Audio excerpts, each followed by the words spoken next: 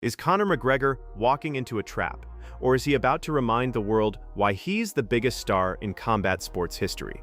Joe Rogan just dropped a massive warning about McGregor's highly anticipated showdown with Max Holloway, and it completely flips the script on what we expect. But what exactly is the one critical flaw that could turn this dream comeback into an absolute nightmare for the Notorious One?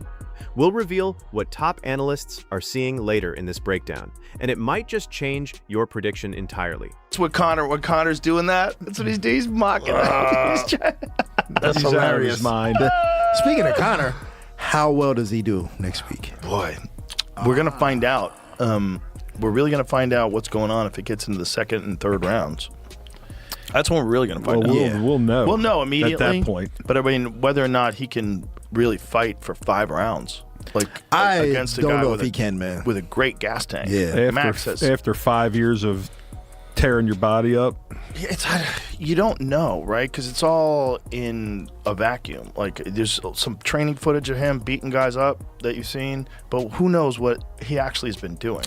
We know he's been partying, but has he also been like really training? Because if he's been really training and he shocks everybody because he's still got his skills. Yeah. I mean, my God, if he somehow or another sparks out Max in like the first round, do you know how big he becomes? He's right back. Right back. Right back. I mean, he's right back. Him and Justin Gaethje, the biggest fight in the history of the known universe. That would be sick. They go for the BMF title at 170. Right. Conor's like, I don't want to cut any weight. Right. That fight would be crazy. My only concern is his size. Like, Max struggled with bigger dudes, like Dustin the first time, then Max came back bigger, which we know because when he went back down, he struggled, with Arlovsky.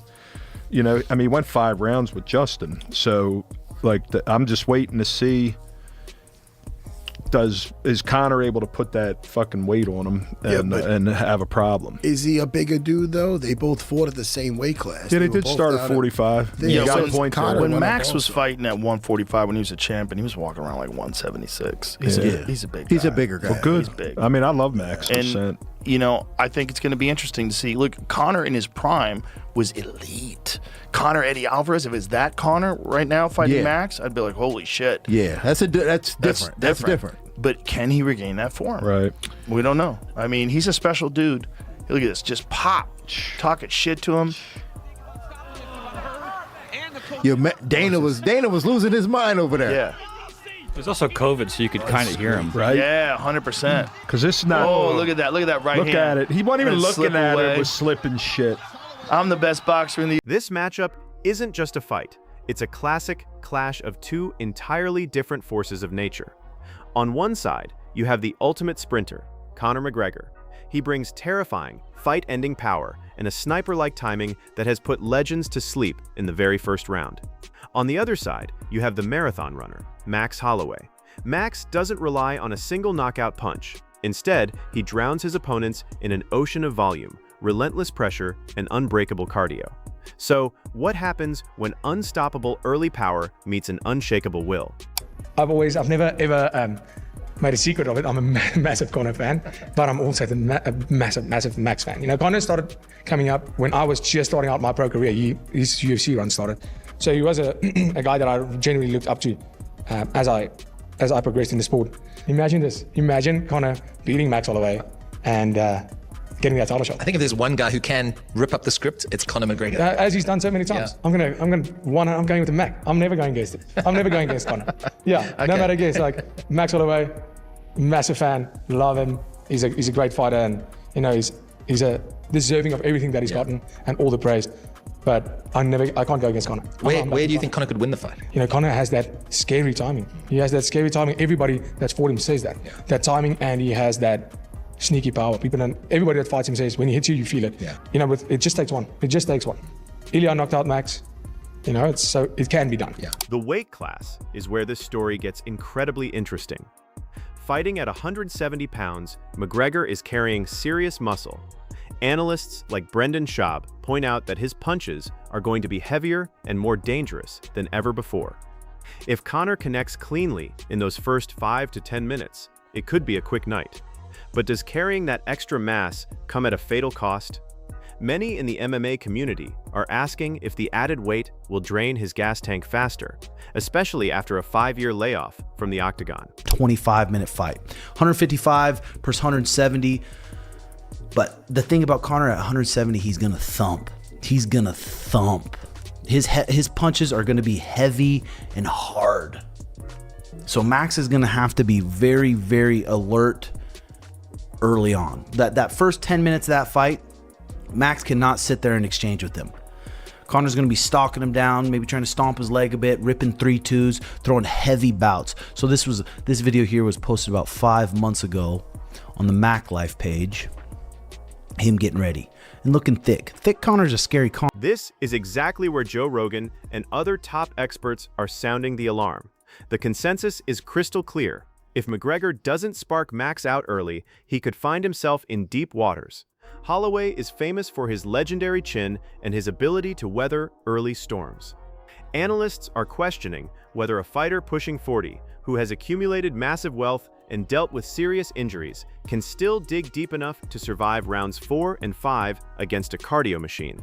Could the championship rounds become a hostile environment for the Irishman? Guess what? 5 years away from the sport or not, he's still the biggest draw and attraction in all of mixed martial arts. And I don't think there'll ever be another one. But anyway, he's coming back against Max Holloway, right? It's been 5 years. He's almost 38 years old. Is he out of his mind? Do we think that he can do this? Because when you look at the stylistic matchup, right, it's going to be dangerous for Conor McGregor. Max Holloway, he calls himself the best boxer in the UFC. Max Holloway doesn't have that one-punch knockout power, but he wears people down. And that's why it's Max Holloway that in the final 10 seconds, that's why he points at the ground, not at the start of the fight, not in the first 10 seconds like Ilia Topuria wanted to do. He doesn't do that because he's not a knockout artist. But when he's landing hundreds, if not thousands of punches in a fight, and he's wearing you down over 5 rounds, in those last 10 seconds, yeah, when you're beaten to a bag of shit, he's very confident that he can knock you out. If Max can avoid that legendary left hand, utilize his impeccable footwork, and drag Conor into the later stages of the fight, the tide could aggressively turn. We've seen Max break down bigger men before, turning the final minutes of a fight into an absolute masterclass of striking accumulation. As veterans like Big John McCarthy and Jorge Masvidal suggest, Holloway's steady, grinding game plan might just outwork the early flash if the fight goes the distance. Conor's just, he's not a marathon runner. He's a sprinter. By all metrics, he is a sprinter. So, you have a decision guy versus a sprinter. And again, one of the advantages for Conor is, let's say that ring rust is real for him, which it will be to feel it out. But let's say it's real and he zigged when he should have zagged. You're probably not going to get knocked out by Max Holloway in the first 1 or 2 rounds. You're still okay. Now, if you're fighting Ilia Topuria, you're fighting some of these other heavy punchers, that's a different story. So again, all this is advantages for Conor. Now, all this being said, we have no clue what version of Conor we're going to get. Ultimately, this is a cinematic showdown between explosive violence and grinding endurance. Will McGregor rip up the script and deliver a highlight reel knockout that breaks the internet? Or will Max Holloway weather the storm and put on a vintage late-round clinic? The clock is ticking and the MMA world is holding its breath. Who do you have winning this massive showdown? Let us know your predictions down in the comments. And don't forget to subscribe for more epic fight breakdowns. UFC, look at this. Bro, he's such a bad motherfucker. Man. And if he starts talking to Conor like that in the middle of the fight and teeing off on him, if Conor gets tired, it could get rough. But I agree that there is a chance Holloway is going to take this fight. Yeah, who? If I put you on the spot, who would you pick and how? Max. Yeah, Max? I think so, yeah. You think he stops him, or could you see this going all 5? Or I think he's going to stop him. Yeah. I think.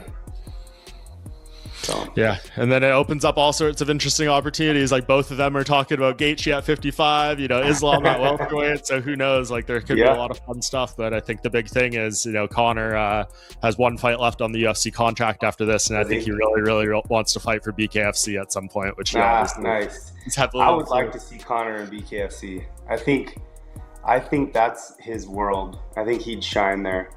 Short rounds, you got, heavy punches. The tricky part with BKFC is, which I think will be fine for him, is just such a tight circle. It's going to be tough for a lot of footwork. But yeah, I think if he's in there and he's landing some of those big Conor punches, that's going to be fun to see. So yeah, we'll see if he does it or if the UFC breaks the bank to keep him around, depending on the success of this event. I think it ultimately depends on this fight, right? Conor McGregor's been out there living his best life. Fair play. Going around the world on his Lamborghini yacht and spending shitloads of dough, right? Fair play to him. But there's one thing he knows how to do, and that's fight. And he knows how to knock people out in the very first round as well. And that first round against Max Holloway is going to be very, very interesting. Max is going to have to be careful. He's not the type of guy to dance around and stay away and just just jab and jog. No, he's going to stand his ground and fight like a man. And that's what's going to make it so dangerous. Because yes, of course, if he gets out of the first round and it goes to the second and the third round, Conor McGregor was never a cardio machine. He was always a guy that tended to fade in the prime of his career. And if he struggled going into the later rounds in the prime of his career when he was coming up, he's certainly going to struggle now when the man's pushing 40 and he hasn't fought in 5 years. Has he trained hard for this fight? Of course he has, 100%. Has he pushed himself harder than what he was doing in 2013, 14, 15? I don't know. I don't know if that's even possible when you have accumulated all the wealth, when you've knocked it out of the park, when you've conquered the game already. Do you still have to train quite as hard, right? Because if he has done, then maybe. But even when he was, because he had to have been back in the day, he still got tired the longer the fight